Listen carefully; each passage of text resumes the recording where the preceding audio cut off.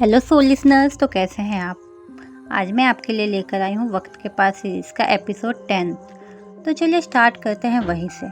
Time उसे मिटा रहा है और अगर मैंने अभी कुछ नहीं किया तो मैं उसे हमेशा के लिए खो दूँगा। तो कहानी वहीं से आगे बढ़ती है जहाँ पहली बार आरव ने मीरा को मौत से बचा लिया था। हाँ, मौत से बचा लिया था। लेकिन हर जीत की एक कीमत होती है और हर बार कीमत बहुत बड़ी होती जाती है।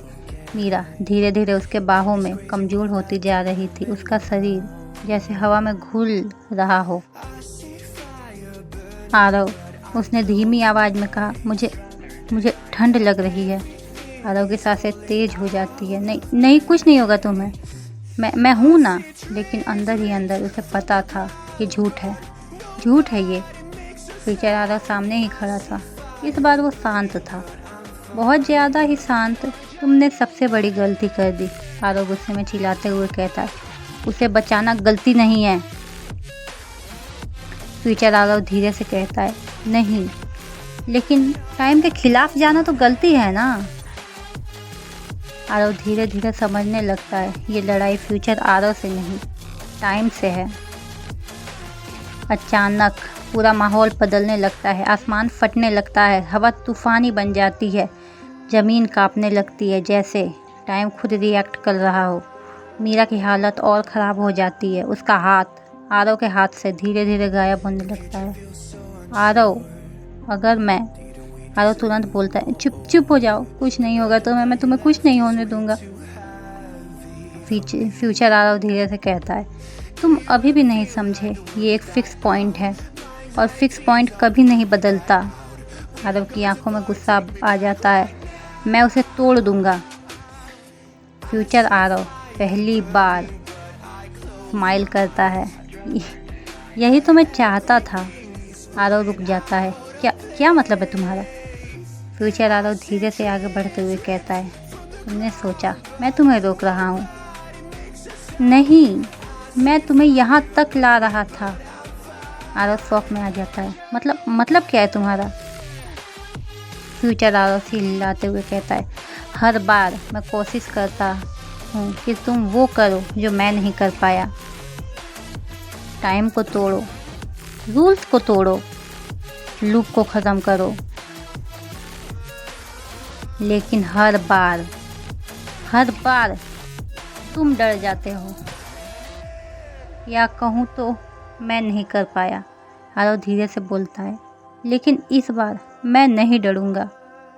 वो मीरा को ज़मीन से लिटाता है, उसका चेहरा अपने हाथों में लेता है। मैं वापस ज़रूर आऊँगा तुम्हें लेकर। मीरा हल्की सी स्माइल देती है। मुझे पता है। आरव खड़ा होता है। इस बार उसकी आंखों में सिर्फ एक चीज़ थी, जिद। डायरी अपने आप खुल जाती है। इस बार पन्ने जलने लगते हैं और एक नई लाइन सामने आती है। रूल नंबर 10, अगर तुम वक्त को तोड़ना चाहते हो तो अपनी सबसे बड़ी चीज़ खोना पड़ेगा। सबसे बड़ी चीज़, आरव धीरे से बोलता है, सबसे बड़ी चीज़। फ्यूचर आरव धीरे से कहता है, हर बार मैं यही रुक गया क्योंकि मैं उसे खो नहीं सकता था। आरव समझ जाता है ये सैक्रिफाइस मीरा ही है। दोस्तों सोचिए ज़रा, मीरा को ही आरव को सैक्रिफाइस करना होगा।